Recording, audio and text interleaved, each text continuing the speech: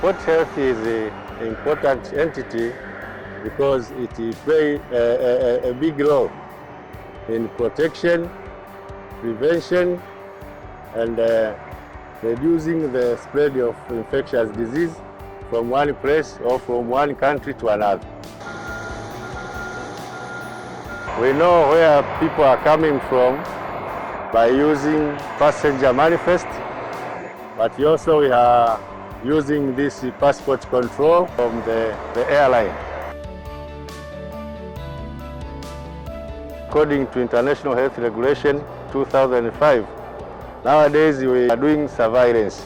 In the previous, we were doing quarantine.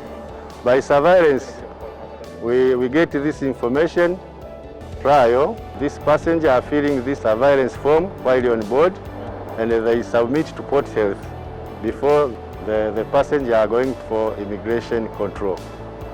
Then we do the sanitization, the hand sanitizer. Then we check for yellow fever vaccination.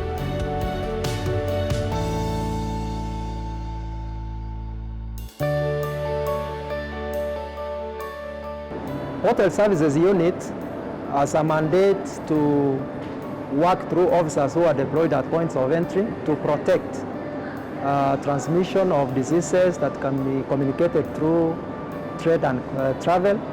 So, and that's why we have our officers stationed strategically at entry points at the airports to be able to screen passengers who are coming from areas that have been affected by these infectious diseases, so that we are able to detect them early in time for management so that we secure the public health.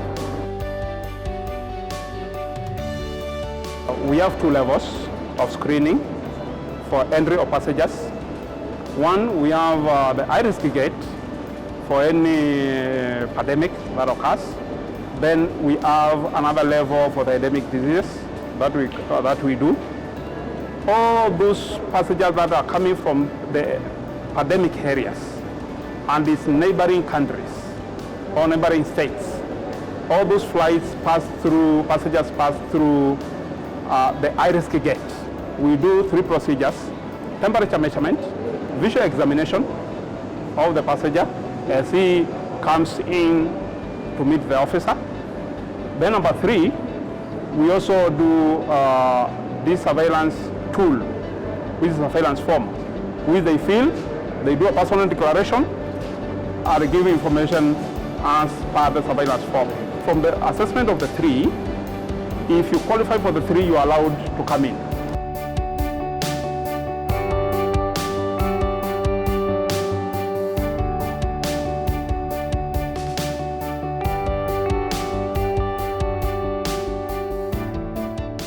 We have the crossing point, which is now the one-stop border post, but the rest of the border is just open. So it is actually possible that people will cross.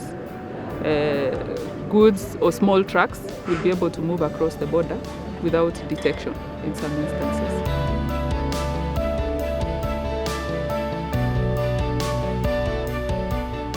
Having a field simulation exercise at the port of entry is important because this is a common area of crossing for both persons leaving one country entering another, and also for cargo. So it is critical that at the point of entry we are able to deal with any cases of outbreaks that may be reported. We receive 100 on average trucks per day laden with cargo. We also release about the same number every day into Kenya. That is traffic flowing from Tanzania into Kenya. The traffic for cargo flowing from Kenya into Tanzania is a bit lower, an average of about 30 every single day. Majority of the live animals that cross from Tanzania into Kenya through Namanga is the goats. We do not have cases of cattle crossing, at least not officially, through the border. We tested this scenario. Maasai are coming with a truck. They have sheep on the truck, but they do not have the necessary papers. They want to cross from Kenya and sell them in Tanzania. So now they don't have the papers and they just try to get around. You know, there are panya routes. So the police is catching up on them and is getting them back to the border post and making sure that these animals get the necessary papers, that it is made sure that they have no diseases that are now being transmitted from Kenya to Tanzania. One of the scenarios involved a driver who was coming with a tour van, and he had other passengers in the van. So we responded by giving them health services. So in the scenario that we were handling, those who are involved in trade, in the trade of meat and meat products, should ensure that they only get the animals slaughtered in gazetted slaughterhouses where they will be issued with relevant documents. So as a health officer, my interest is to protect the country from any threat of any impending public health emergency, but we also need to promote trade.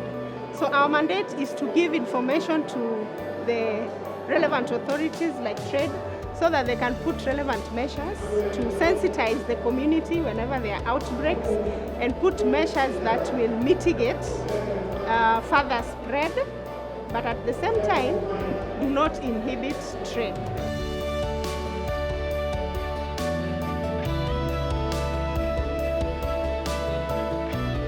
We realized that when you work at the border, we have several agencies who are involved in the border clearance process. The best way to coordinate these border agencies is through the Border Management Committee, to exchange notes and to compare what action has been taken on the other side and what action has been taken on this side, and also to assess the impact on trade and on movement of persons. I participated in a number of planning meetings from last year that saw fruition of the exercise, and I think it was a nice experience.